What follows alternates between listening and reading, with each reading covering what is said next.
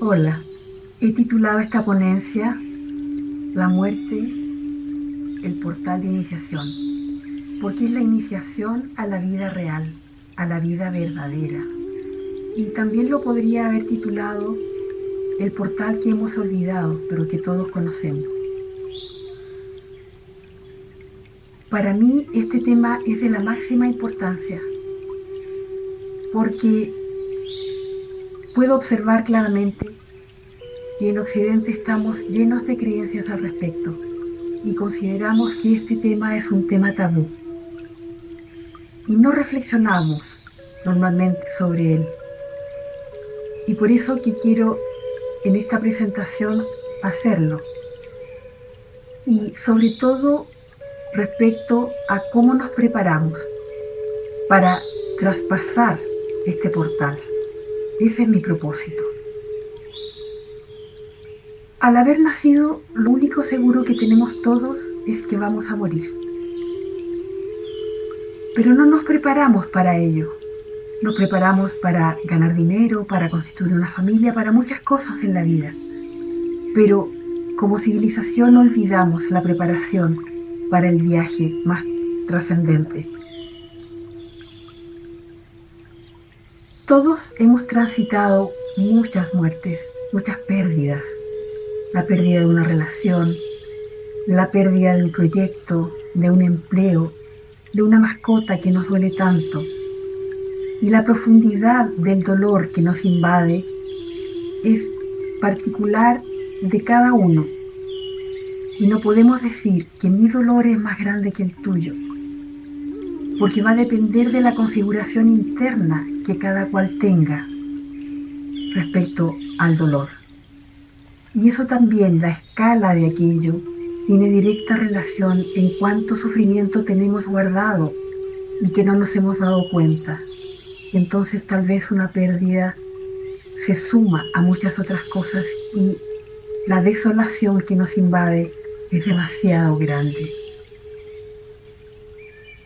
Santa Teresa decía, no mueras con tus muertos, vive por ellos.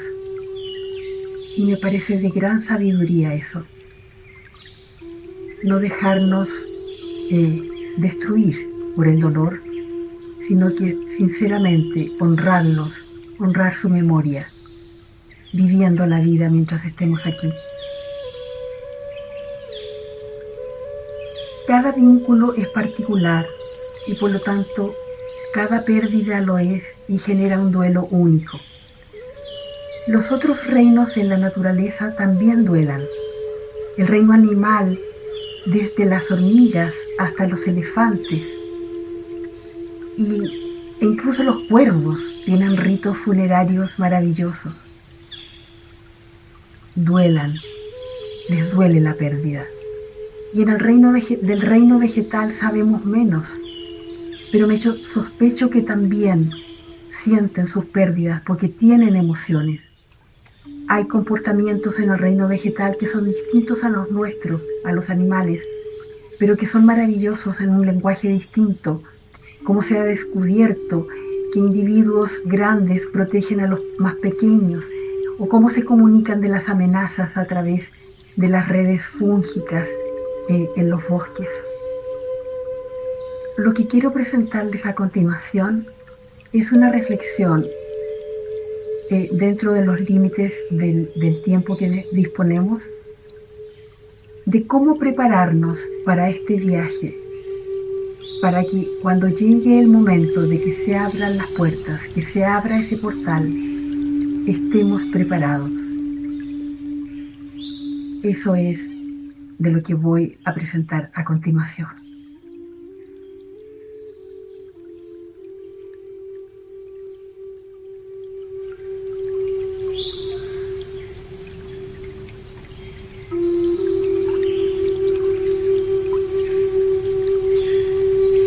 Todo lo que nace muere, solo no muere lo que nunca ha nacido y por lo tanto siempre ha sido.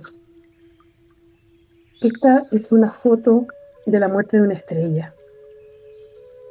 Los seres vivos nacemos y morimos, y una vez que hemos nacido, de lo único que podemos tener absoluta certeza es que moriremos, al igual que los planetas, las estrellas y las galaxias, por lo que el tema de la muerte es consustancial a la vida. Para mí, las experiencias con la muerte han sido una puerta que me han dejado conectada con lo que llamamos la otra vida, que desde mi perspectiva es la vida real. Y para sustentar este planteamiento, permítanme compartir con ustedes primero, en forma muy, pero muy resumida, dos experiencias personales, de las muchas que he tenido, para luego ir un poquito más al fondo del tema. Cuando era niña, mi familia veraneaba todos los años en una playa del litoral central de Chile.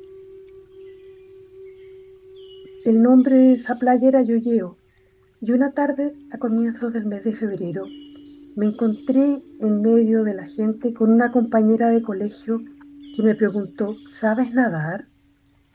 Y yo le respondí, no. Ah, me dijo, pero no te preocupes, es muy fácil, yo te puedo enseñar. Y entró rápidamente en el agitado mar y se puso a sortear las olas, sumergiéndose en ella de frente con la habilidad de un nadador experto. Yo la seguía a duras penas, por no quedar en vergüenza, y venciendo mi temor con ese mar que empujaba por tumbarme, hasta que finalmente sucedió lo que temía, y me caía un hoyo de los que estaba lleno esa playa. Luché por mantenerme a flote, pero comencé a tragar y tragar agua hasta que en un momento perdí la conciencia. ¿Y cuál no sería mi sorpresa al verme que me elevaba por encima del mar y pude mirar mi cuerpo flotando boca abajo, mucho más adentro de donde rompían las olas? No me importó nada mi cuerpo. Sentí que no era yo. Estaba tan feliz como no lo había estado nunca antes en mi vida. Me sentía envuelta por un amor indescriptible. Flotaba en una especie de niebla luminosa y como en un silencio que a la vez era sonido. No tengo palabras para describirlo, ni sé cuánto tiempo transcurrió. A mi derecha, a lo lejos, se perfiló un arco de luz con unas figuras recortadas. Me acerqué y me vi ante la presencia de un ser espléndido, con su rostro bellísimo que emanaba dulzura y amor. Estaba rodeado de otras personas de vibración parecida. El ambiente en general podría decir que era como una nube o algo similar. Esa especie de bruma tenía como tonos rosas o algo parecido, o aunque para ser veraz no hay palabras para describir ese lugar, y menos aún para transmitir ese nivel de amor, ese nivel de paz. Con una sonrisa hermosa y amable, él me dijo, tendrás que devolverte, no es tu tiempo. Su voz y su mirada eran dulces y llenas de una energía envolvente que me hacían sentir como nunca antes. No, supliqué comenzando a llorar. Por favor, no quiero irme de aquí. Por favor, te ruego que me dejes quedarme. Mi corazón de niña que sufría permanentemente en la tierra no podía conformarse. Había conocido por primera vez ese sentimiento de amor incondicional que me rodeaba por todas partes y no quería perderlo. Mi desolación por su negativa era inconmensurable y ansiaba con todo lo que era poder revertir sus palabras. Sonrió benévolamente y me dijo: yo te prometo que cuando sea tu momento, vendrás aquí. Pero ¿por qué tengo que volver? No quiero. Tienes una importante misión que cumplir, ya lo entenderás. Yo no sé qué es lo que es misión, alcancé a decir, y de pronto me sentí jalada hacia abajo fuertemente y desperté de espaldas en la arena con un vómito violento. Miré en torno mío y me di cuenta que todas las personas de la playa estaban haciendo un círculo gigante a mi alrededor, de lo cual deduzco que hacía mucho rato que estaban congregándose.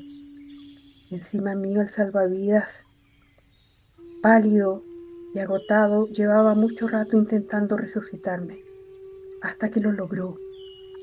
Y después supe que me había hecho respiración boca a boca y masaje cardíaco. La muerte que conocemos los humanos pertenece al ámbito biológico y se vincula solo con el fin del cuerpo físico, pero la muerte, al igual que todo lo que nos rodea, nos habla con lenguaje simbólico de lo espiritual, de lo vibracional, de lo invisible.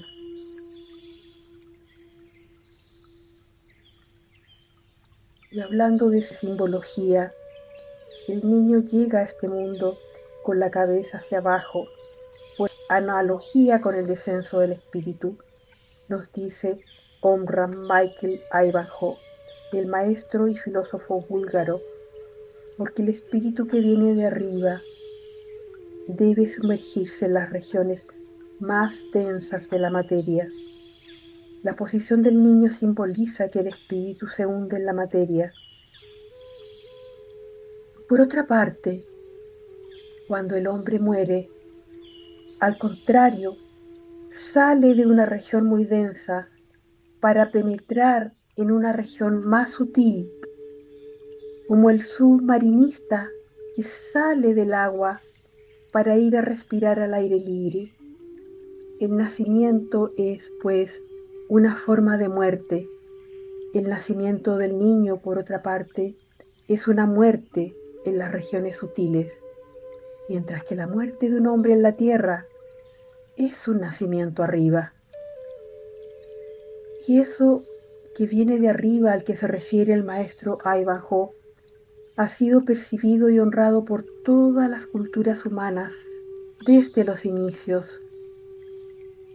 Y si miramos la historia y la prehistoria, veremos que todas las tradiciones del planeta han honrado el tránsito que hace esa parte interior nuestra, que también la podemos llamar alma o de diferentes maneras, no importa cómo la llamemos, porque siempre nos vamos a equivocar, como decía Ocho, porque toda conceptualización yerra con respecto a lo real, porque hablamos de lo que no puede ser expresado en palabras, definiendo lo que no puede ser definido y construyendo una teoría sobre lo que no puede ser conocido cabalmente.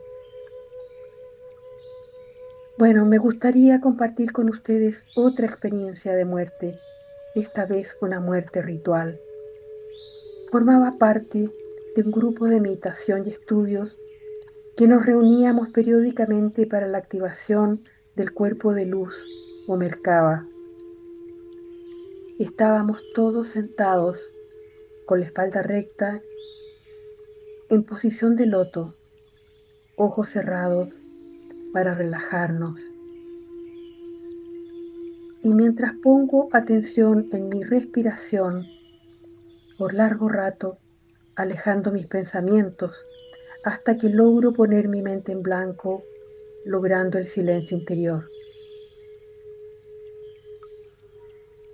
Mientras me propongo ingresar con mi cuerpo energético en un dodecaedro de luz y luego en otra figura de geometría sagrada. Pero súbitamente me salí de mi cuerpo y me vi transportada a un lugar en que hacía mucho frío. Me sentía inmóvil y me di cuenta que estaba dentro de algo rígido y oscuro y no me podía mover. Es la sensación de estar en un ataúd. Pasa algo de tiempo que no sé cuánto es y lenta y gradualmente siento que comienzan a circular por mi cuerpo gusanos que empiezan a devorarme. Es una sensación horrible y horripilante. El proceso es lento e indescriptible, sintiendo cómo entran por mis oídos, por mi nariz, consumiendo mi carne y aun cuando quisiera no me puedo sustraer a este proceso. Pasa un largo tiempo hasta que no queda nada de mi cuerpo, solo huesos. Sin embargo, yo estoy ahí experimentándolo todo. Cuando mi materia se ha reducido a un esqueleto, me salgo del cuerpo y me doy cuenta que estaba en un sarcófago y dentro de un recinto enorme, muy hermoso y lleno de inscripciones en los muros que parecían jeroglíficos. Floto por el lugar plácidamente, mirando y tratando de descubrir dónde estoy. Ahora soy de materia sutil y me puedo desplazar a voluntad. No me detendré en los detalles descriptivos de ese lugar por el tiempo que disponemos. Estaba absorta en mi observación de las inscripciones jeroglíficas de los muros y sintiendo que nada de lo que allí había me era ajeno. Cuando veo que se me acercan dos seres muy altos que emergieron de uno de los pasillos. Uno de ellos tenía su piel dorada como el oro y estaba envuelto en una especie de resplandor. El otro tenía la piel azul y ojos amarillos. La energía de ambos es dulce y acogedora. Yo estaba muy sorprendida y no soy capaz de articular palabra. Ellos me miran y siento en mi interior como una voz que me dice, no temas. Su voz, pero más que nada la energía que emana de ellos es lo que me logra tranquilizar, pero sigo con una gran emoción. ¿Necesitas algo? ¿Quieres algo? Nuevamente la voz al interior de mi cabeza. No sé qué decir, respondo. Yo acabo de perder mi cuerpo, balbucié mientras señalaba el sarcófago. Sí sabemos lo que te pasó. Acabas de transitar por una muerte ritual, una iniciación a través de la muerte para vivir el proceso en la carne. Has perdido parte de lo que ustedes llaman ego y significa que también te ha pasado otra cosa muy importante para tu vida. Te has liberado del cuerpo de dolor. A partir de ahora te sentirás con un cambio en tu realidad y te sentirás con más capacidades para comprender muchos aspectos de la vida que no entendías. La conversación continuó mucho más, pero la dejaremos aquí en función del tiempo. Ahora puedo decir que el proceso de ser devorada lentamente fue indescriptible, pero también fue un regalo maravilloso, porque como me dijeron esos seres, me liberé de mucho sufrimiento acumulado de mi vida, con sus emociones y pensamientos que me limitaban, y que si hubiera muerto sin librarme de ellos sería muy lamentable. ¿Por qué esta aseveración es tan trascendente? Porque el alma al salir del cuerpo está envuelta en pensamientos y emociones que si son de baja vibración, después del túnel de luz, llegará a un lugar de grandes dificultades que todas las cosmovisiones del mundo conocen y han descrito. A esto también se referían los egipcios, que heredaron la ciencia espiritual antigua, al considerar que para ir a los lugares celestiales, el alma debe ir primero en la barca del dios Ra, Aduat, también llamado Amenti, debiendo permanecer ileso allí, después de haber sido pesada su alma, y habiendo atravesado todas las puertas nocturnas sin ser destruido ni tragado por los guardianes. Y esto lo logra cuando su corazón está liviano como una pluma. En el inframundo de los aztecas, toltecas y mayas, también el alma del difunto va primero al inframundo, donde se repiten los patrones que se ha experimentado en vida. En ese lugar se enfrentan los, los problemas personales pendientes, lo heredado y no resuelto también de los antepasados, todas las emociones sin resolver, los vientos antiguos, como lo denominan los toltecas.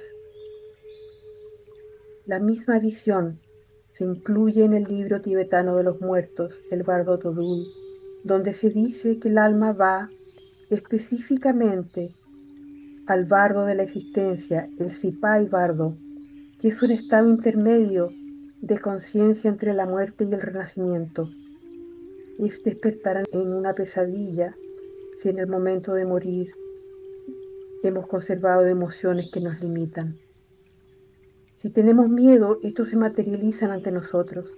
Todas las emociones se materializan y estas las vemos en forma de monstruos que son reflejos de nuestra mente, dice el bardo. Las visiones no son siempre bellas. Por otra parte, los chamanes de Uzbekistán, que son maestros del conocimiento de la muerte, nos relata la doctora Olga Caritidi en su libro El maestro de los sueños lúcidos, algunos extractos de su sabiduría milenaria respecto a morir sin haber trabajado a la sombra. Nos dice que en general las personas creen que la fuente del sufrimiento humano y la infelicidad en el mundo es por causa de la mala suerte, o por la familia, o por la pareja que nos tocó, o por los demonios, pero en realidad el sufrimiento es causado porque nos negamos a mirar y trabajar nuestra propia sombra para sanarla. Allí habitan creaciones energéticas alimentadas por nuestras propias emociones, generadas por el dolor transformado en sufrimiento. Y cada vez que pensamos o sentimos, creamos algo. Eso es compartido por todas las cosmovisiones del mundo y a través de todos los tiempos. Vamos creando, creando, creando sin darnos cuenta. Pero, sin embargo, hay un impulso humano a creer que somos solo buenos, negando nuestra sombra. Pero eso que tapamos y no queremos mirar es propio o heredado, porque no solo heredamos el apellido y el color de los ojos, también heredamos los traumas de la familia, de nuestro clan, que nos hacen mirar el mundo y a los otros con determinados lentes oscuros, que nos hacen tomar decisiones equivocadas una y otra vez. Y los chamanos uzbecos nos dicen que cada vez que negamos algo que aún nos duele y lo tapamos, crea un vacío y se rompe la continuidad de la memoria, porque las experiencias de dolor son archivadas en forma congelada en el tiempo. Eso lo estudiamos en neurociencias. Se ha interrumpido el flujo de la vida allí, en ese espacio vacío. Y el destacado psiquiatra Bessel van der Kolk, experto en trauma, nos dice lo siguiente: en el trauma la memoria no avanza, no se procesa como una memoria convencional, sino que queda como fragmentos de sensaciones, emociones y reacciones corporales que pueden sentirse como si estuvieran congeladas en ese presente cuando ocurrió aquello. Es muy importante comprenderlo y también es muy simple. Cada vez que algo me duele y no lo trabajo para integrar plenamente como parte completa de mi historia, se produce un hueco generado por la interrupción del flujo de la vida que se congeló y creó ese vacío. Cuando el dolor es fuerte o se repite muchas veces, ese espacio es permanente y en chamanismo sabemos que es ocupado por un espíritu de trauma. Esto responde a leyes del universo, porque no existe el vacío absoluto, la nada total en el universo, ya que incluso en los espacios más desolados, como los grandes vacíos cósmicos, la ciencia oficial nos dice que existen partículas virtuales, campos cuánticos, radiación y energía oscura. El espacio vacío rodeado de esta baja vibración de dolor es llenado por espíritus oscuros. Si lo que acabo de decir lo llevamos al lenguaje de ciencia neurocognitiva, podríamos señalar que se generan neurotransmisores tóxicos. También podríamos definirlo como representaciones no integradas, o podremos elegir el lenguaje y las metáforas que prefiramos. No importa. Lo que importa es el proceso y reconocerlo. El proceso psíquico interno, muchas veces traspasado de generación en generación, por la herencia de patrones de trauma formados quizás hace mucho, mucho tiempo, cuando uno de mis antepasados pasó por un dolor insoportable, como guerras, exterminios, catástrofes, abusos y muchos etcétera más. No es extraño que al leer la biografía de grandes hombres y mujeres nos encontremos con historias de vidas horrorosas la mayor parte de las veces. Es como decir que los que llegan a crecer como seres extraordinarios se han esforzado en trabajar para vencer su dolor y llegar a la meta de abandonar el cuerpo limpio a pesar de ello, limpio de resentimientos, limpio de pensamientos negativos, que surgen naturalmente cuando las vidas han sido muy difíciles, pero finalmente han hecho el trabajo para ser grandes e irse de este plano en total paz. Podríamos preguntarnos, ¿hasta qué nivel archivamos el dolor? Una herida, por su profundidad, puede llegar al nivel de los genes, y entonces estos se expresan o actúan de acuerdo a lo que hay en el medio que los rodea. De ahí la epigenética. Al existir un medio sin fluidez, congelado en el tiempo, la expresión génica distorsiona la memoria, impidiendo que se complete y se producen estos vacíos. Y se crea la brecha en la memoria. Y un espíritu que es una entidad energética de baja vibración que se ha generado se aloja allí, oculto a nuestra conciencia. Las personas que vemos a diario muchas veces tienen tragedias mucho más profundas en sus historias familiares o en sus vidas personales de lo que podemos imaginar. Aprenden a esconderlas de sí mismos y de sus hijos. Juegan el escondite con los espíritus que tienen dentro, pero lamentablemente la mayoría de las veces pierden, porque incluso cuando sus memorias conscientes no recuerdan, sus genes, esas unidades de memoria que nos fallan, sí lo recuerdan, y el dolor permanece allí hasta que lo sanamos. O lo traspasas a la siguiente generación. Existen ejemplos de esto en personas que cometen actos impensables para una mente normal, y lo hacen en un estado alterado de conciencia en el que no se dan cuenta de ello. Son personas con memoria psíquica incompleta, cuya generación puede ser muy antigua. Es por eso que se producen muchos cambios de vida cuando logramos erradicar la raíz del dolor e iluminar la sombra que está en el interior y no la traspasamos a la generación que vendrá después. Cuando liberamos el dolor guardado en un sótano cerrado con llave, sanamos también a nuestros antepasados y protegemos a las generaciones posteriores.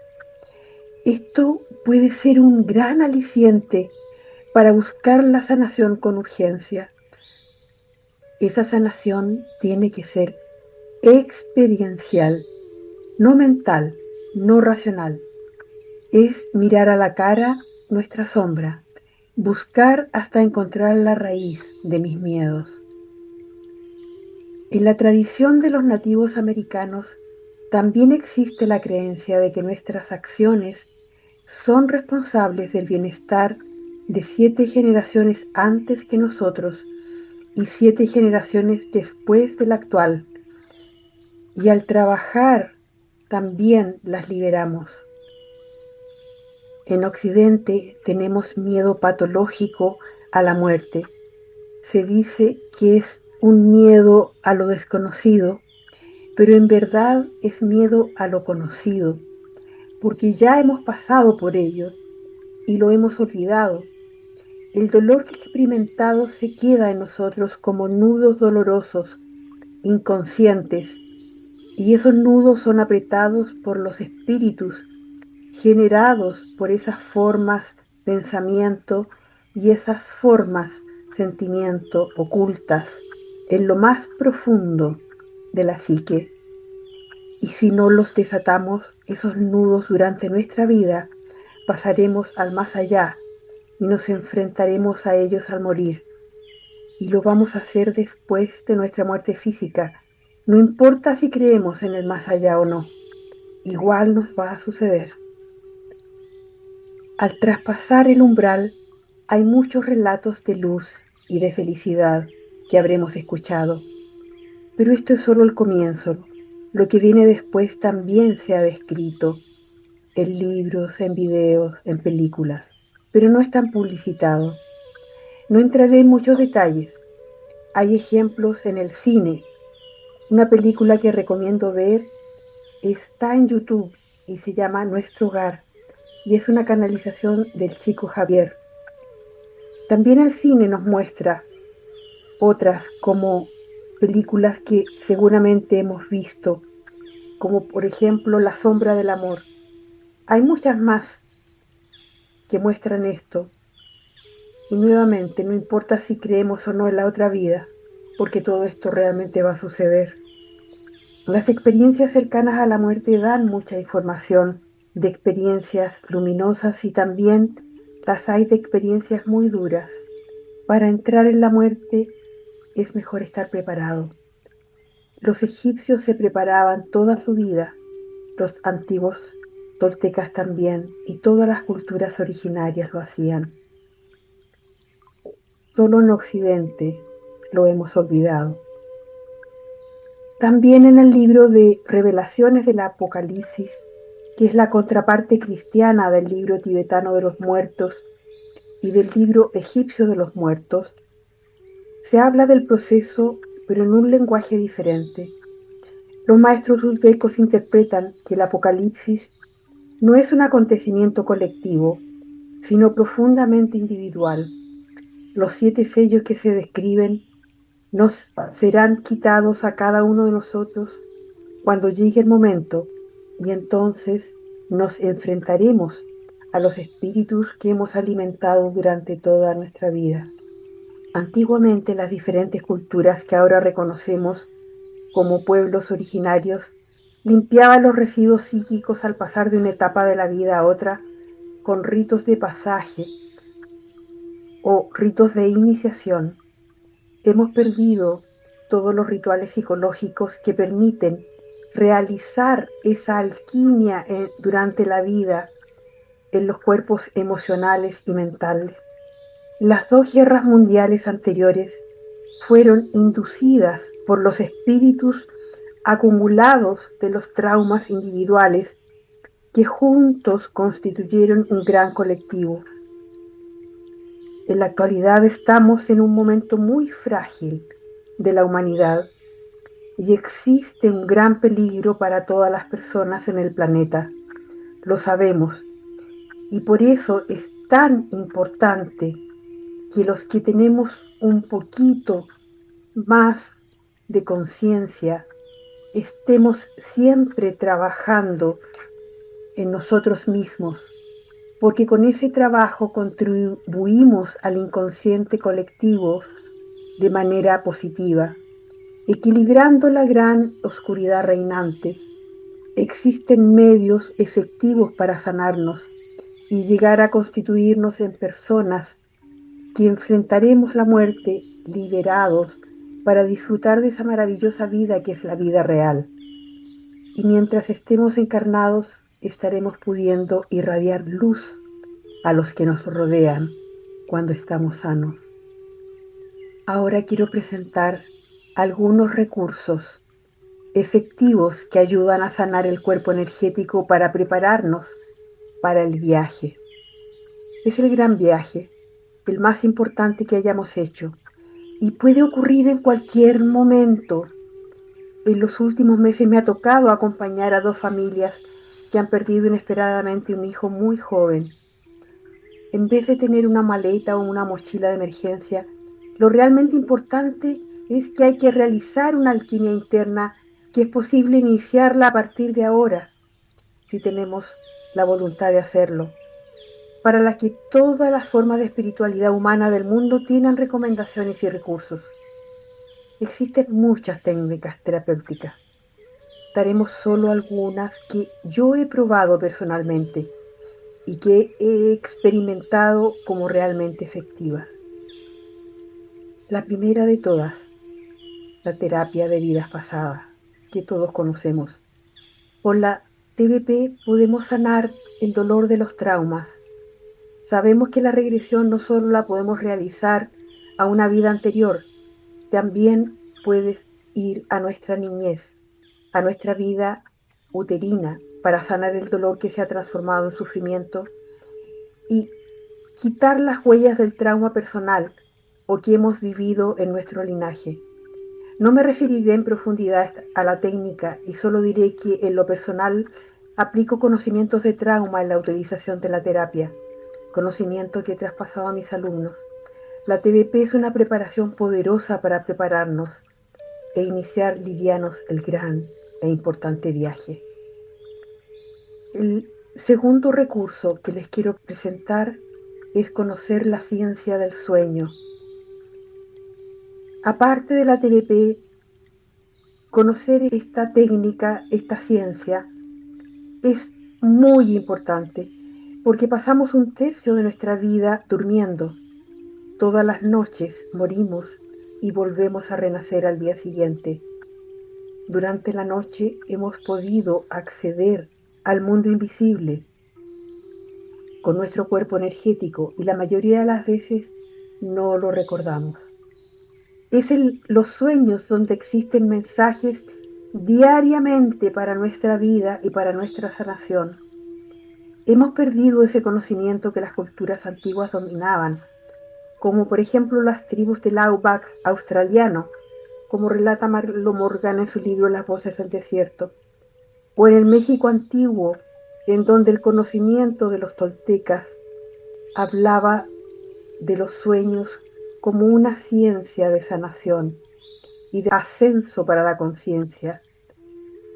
Todos podemos convertirnos en maestros de los sueños y por tanto un maestro de la vida y la muerte. Nos dicen los chamanes toltecas que para ser un maestro de la vida hay que ser un maestro de la muerte. Los toltecas, al igual que los uzbecos, sabían que en los niveles del sueño más profundo estaban los alebrijes, creados por los nahuales antiguos para proteger estos niveles más profundos de los sueños. Estos alebrijes son figuras desafiantes, cuestionadoras e incluso destructoras como penúltima prueba del camino del Nahual. ¿Quién no ha soñado alguna vez con la pelea con algún ser oscuro? Yo soñé muchas veces con ellos y gané afortunadamente las batallas y con ellas fui sanando. Lo mismo sostenían los egipcios en su camino por el mundo de Dual, como ya dijimos, o lo que dicen los uzbecos, que ya también recordamos. Es el mismo conocimiento con diferentes denominaciones. Cuando nos transformamos en curanderos de nuestros propios sueños, facilitamos la reintegración de la memoria en los sueños. No es inalcanzable. Y podemos comenzar hoy mismo con un cuaderno de sueños e ir intencionando recordar más y más y comenzar a mirar nuestras manos en los sueños. Así avanzamos y lo que sanamos en el sueño se manifiesta sano en esta realidad. El tercer recurso que quiero dejar hoy día es la recapitulación. Recapitular la vida es una práctica de chamanismo tolteca, fundamental para recuperar la energía dispersa en todas las experiencias que hemos vivido y que permite limpiar el cuerpo energético. Todos los seres humanos, al momento de morir, disponemos de un momento para ver pasar toda nuestra vida frente a nuestros ojos y revivir los acontecimientos importantes. Ese momento final se expande de tal forma que nos permite hacer una recapitulación de la vida completa, todo lo que hemos vivido, y esto ha sido relatado en casi todas las tradiciones espirituales. La importancia de hacerlo en vida es que sanamos. Al revivir todas las experiencias, una por una se recupera la energía propia que se ha entregado a las otras personas a lo largo de las interacciones, y también se devuelve la energía que hemos tomado de los otros. Algo parecido se obtiene a través de recuperar la energía que hacemos en TVP. Es importante porque debemos traspasar el umbral estando unificados con nuestras memorias sin vacíos por congelamiento y no fragmentados. Esta práctica es ciencia espiritual pura. Y dicho en 2 palabras, se realiza evocando la situación con la emoción que la acompaña y luego inhalar absorbiendo y recuperando toda la energía depositada afuera, en las personas o en el lugar, y luego al exhalar devolver la energía que tomamos y que no nos pertenece. El cuarto recurso es llegar a viejos en buenas condiciones mentales. Y para esto tenemos que habernos preocupado durante la vida de la salud y de preservarla integralmente con todas las cosas que todos sabemos que hay que hacer para mantenernos sanos y llegar a viejo en buenas condiciones mentales. La biología que nos constituye ha previsto la posibilidad que hagamos una verdadera transmutación interior, una alquimia trascendente usando nuestros propios recursos internos. ¿Qué es esto? El psiquiatra y gerontólogo Roberto Butler, fundador del Centro Internacional de Longevidad, descubrió que los ancianos que recordaban la totalidad de su historia y la reflexionaban, estaban realizando un proceso trascendente de resignificación en forma natural desde sus redes neuronales. Es como rearmar un rompecabezas al interior del cerebro para ir descubriendo la función y el lugar de cada pequeño componente de él. Es neurociencia. Y sí, la neurociencia dice que en esa etapa de la vida, cuando hacemos esto, estaremos integrando memorias en el prefrontal. Desde lo espiritual decimos estamos limpiando karma y los chamanes uzbecos dirán que estamos reubicando y conociendo los rostros de nuestros demonios internos y sacándolos. Esto ha sido refrendado por investigaciones que realizó un equipo de antropólogos que estudió a los ancianos de la tribu Hadza en Tanzania, que es uno de los últimos pueblos cazadores-recolectores del mundo, que vive alrededor del lago Eyasi, y descubrieron que los ancianos pasaban la mayor parte del tiempo en contemplación pasiva. Al interrogarlos por qué entraban en ese estado, decían: necesito escuchar cómo me hablan los recuerdos y cómo los tejo para que cobren sentido. Ellos no sabían, pero estaban integrando sus memorias fragmentadas, uniendo sus redes neuronales internas a través de este proceso de profunda sabiduría. En los pueblos originarios, esa sabiduría, posteriormente los ancianos la transmitían a los jóvenes. En nuestra cultura hemos perdido esa tradición. Y Laura Cartersen, destacada psicóloga e investigadora de Stanford, dedicó 30 años a estudiar por qué los ancianos se aíslan socialmente, postulando la teoría de la selectividad socioemocional, que es lo mismo que ya he descrito. Como conclusión o corolario, me gustaría compartirle algunas de mis conclusiones personales de lo que he aprendido respecto a la muerte, tanto en mi experiencia de muerte física como en las 4 muertes rituales que he transitado. La primera de ellas es que la base de todo lo que nos rodea es el amor. Lo comprobé al salir de mi cuerpo al morir. Lo segundo es que nuestro dolor va lentamente construyendo, sin que nos demos cuenta, un cuerpo de dolor que nos hace rígidos y frágiles, como el vidrio, y es posible perderlo o romperlo cuando trabajamos para liberarnos. La tercera reflexión es que la agonía, que es lo que más tememos, no la vivimos dentro del cuerpo. Tanto en mi muerte ahogada como en las muertes rituales, comprobé que salimos antes de que el cuerpo muera. Los últimos momentos de mi ahogo en el mar no los viví, no experimenté cuando mis pulmones se llenaron de agua ni cuando dejé de respirar.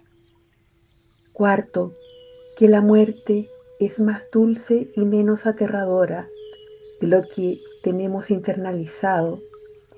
Es más difícil nacer que morir. Esto lo hemos comprobado en las sesiones de TDT que hacemos y en los que hay muchos nacimientos verdaderamente muy traumáticos y que hay que sanar. Quinta conclusión, y muy importante, es la clara conciencia de que en cualquier momento nos podemos ir de este plano y es mejor y es urgente estar preparados. Esto es de la mayor importancia porque el hombre común no piensa nunca en su muerte. En cambio, un iniciado lo hace en forma permanente. Juan Matus, el maestro yaqui de Carlos Castaneda, le decía que un guerrero camina con la muerte en su hombro izquierdo. También le decía que todo lo que toca la muerte lo convierte en poder. Y es así. Yo lo he comprobado. Cuando hemos transitado a la muerte, dejamos de temerle. Por lo tanto, se caen los miedos. ¿Y cuál es el efecto de esto? La sexta conclusión es que aprendemos a valorar nuestro tiempo como lo único que realmente tenemos. Y comenzamos a vivir en el presente, porque si no lo hacemos, no es vivir, es estar alienados. La mayoría de las personas instala su cuerpo en una silla para almorzar con alguien enfrente, pero su mente o sus emociones están en otra parte, no están en presencia. La séptima conclusión, es el aprendizaje que más quisiera destacar hoy. Y también surge del total de las 5 muertes que he vivido. Y ese aprendizaje es que nuestra experiencia que viviremos en el plano invisible posterior a morir será según cómo hemos vivido. ¿Qué quiere decir esto? Según las creencias y las emociones con las que morimos, eso establece la vibración de la puerta que se abrirá para nosotros en el mundo espiritual. Por último, decir que en verdad la muerte no es el fin, que lo que muere solo es nuestro envoltorio, el cuerpo físico, que es como un vestido que nos ponemos por un rato. Pero lo que en verdad somos no muere. Ese cuerpo que habitamos no es nuestro, es de la tierra y vuelve a ella. Y es hermoso como la tierra nos reclama de una manera maravillosa y clara cuando el cuerpo llega a su fin. Hoy les compartí 4 recursos para prepararnos, para traspasar ese umbral y quedémonos con la certeza que la muerte no existe, solo es un portal, algo maravilloso.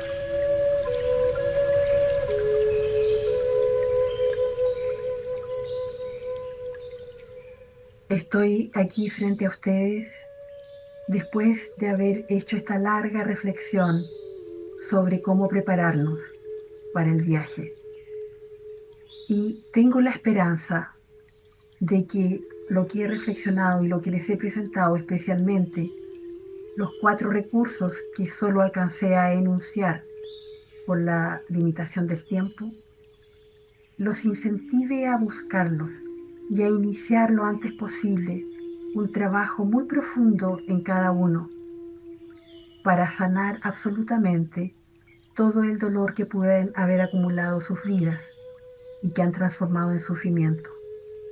De manera que cuando llegue el momento y se abra ese portal, esa puerta, estemos con toda la preparación necesaria para disfrutar de ese amor inconmensurable que existe al otro lado.